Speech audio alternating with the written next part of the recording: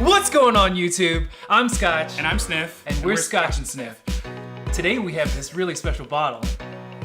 Pappy Van Winkle, 23-year-old. Everyone is losing their minds over the bourbon hype. The bourbon hype, at some point, you keep thinking every day, you're like, oh, this is gonna die. People are gonna be done paying thousands of dollars for these bottles that shouldn't be that expensive. But here we are, spending stupid money to bring you a review. I won't tell you how much I spent on this bottle. It was over $800 and it was uncomfortable, but they're super exclusive and they're difficult to get. And when you find them, honestly, you have to set your cost limit boundary to what you'll, pay for entry. But we can attest and we can prove to you, or at least assure you with our palates, that we really enjoy this. And like my brother said, he's really, he's okay with spending over $800 for this. I am as well. So you kind of have to make up your own decision. But as far as like the hype goes, is it really as good as people say it is? Yeah, there are a lot of people who will tell you flat out, and you can read it on forums everywhere online. People are like, oh no, don't ever spend more than retail on a bottle of Pappy's because you're only enabling the secondary market. But I think those people don't understand that the secondary market is going to exist with or without their participation, because you're not willing to pay more than $2.50 for the bottle, but somebody else is willing to pay a lot more for the bottle. And it's unfortunate, don't get me wrong, it's super unfortunate. But sometimes you can get lucky. Sometimes there are stores that will sell you, like this year, I got that 15 for $155, and is it a little bit more than, it's almost double retail, but the opportunity to pick it up for something less than the $900 people want to sell it for is just fantastic and a good opportunity. And it's really good stuff too. We really enjoy this. You can see like this bottle is almost gone. He's had this for over a year. Not even a year. And it's really delicious things, and it's something that you can break out during a nice occasion, had a rough day at work, give this a try. But it's that accessibility, and most of the time we're all about talking about value and accessibility. Being able to get it, try it, and enjoy it. We're not all about hoarding. Here with ScotchNSniff, we open our bottles, we drink our whiskey. Not just that, but we remember that, and we've written this 1,000 times on our blog, ScotchNSniff.com.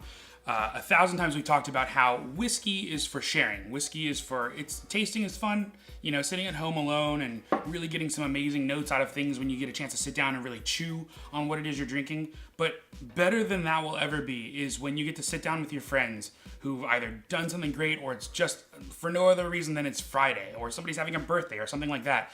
And you just get to sit down and just share with them. You guys get to share stories. You guys get to share all this stuff over some great whiskey because why not? Yeah. Because without much further ado, let's get into this tasting.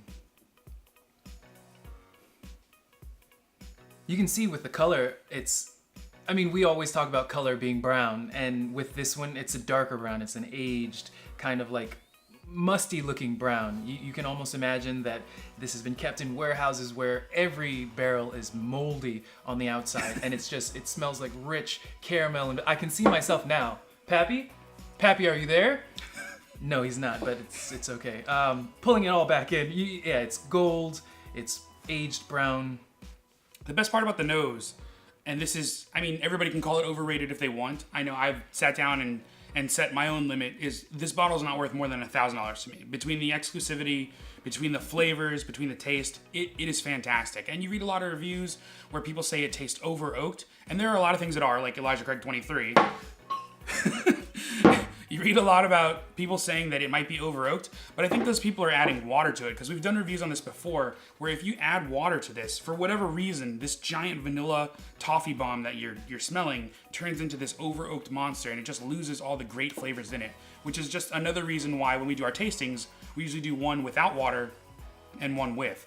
If you have never put water in your drink because you always drink it neat, I implore you to try it, at least with most of the things you have, to just give it a shot and to see what changes about it, because the character of a whiskey can change quite a bit. You can drink your whiskey however you want, putting it on ice, adding water, and drinking out of a red cup.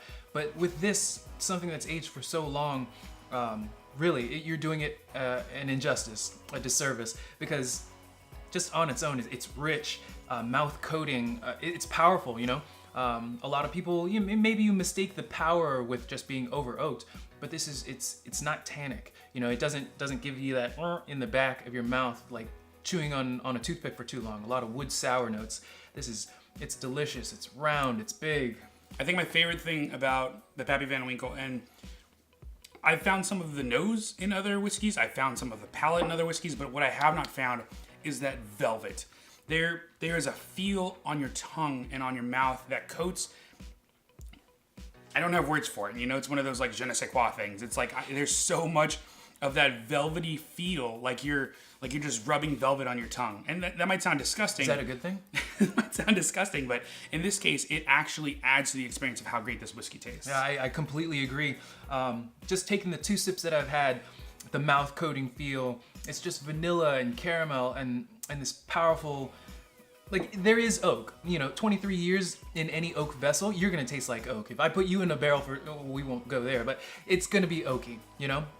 But the vanilla and the other supporting complex flavors that support that oak and kind of, you know, push up with it. That's the whole thing. That's the mystery about Pappy Van Winkle, I think, that it's just so well balanced. Everything just kind of checks itself. Oh, a lot of oak? Don't worry, we'll add some sweetness and some complexity and vanilla to get in there to be like, hey, oak, calm down. Hey, come over here. Let's have a talk. It's going in the barrel. Yeah. So if we had to say anything else about it, I think it would be that it does taste fantastic. But again, it's like any other whiskey that you could ever buy. It comes down to what you're willing to pay for it any time of any day. There are plenty of whiskeys that we're going to talk about that are much more tasty in terms of value. You know, you can find a $40 whiskey that tastes amazing to you, then just keep drinking that. You know, and if you can find a $250 or $800 bottle of whiskey that tastes fantastic to you, then keep drinking that. Whatever it is that you like, you know, seek that out and enjoy it. Exactly. As long, you know, one of the things that Sniff and I always say is that as long as you're drinking whiskey, you're doing all right, you know? So just keep drinking whiskey. If you can find this for retail, pick it up. You know, even if it is that splurge, one, you could sell it later on and maybe make a couple bucks, or you could actually open it up and enjoy it with some friends over anything. Yeah, I wouldn't recommend flipping it. It's good enough that if you find it at retail, drink it and enjoy it. Like, comment, subscribe down below. Cheers. Cheers.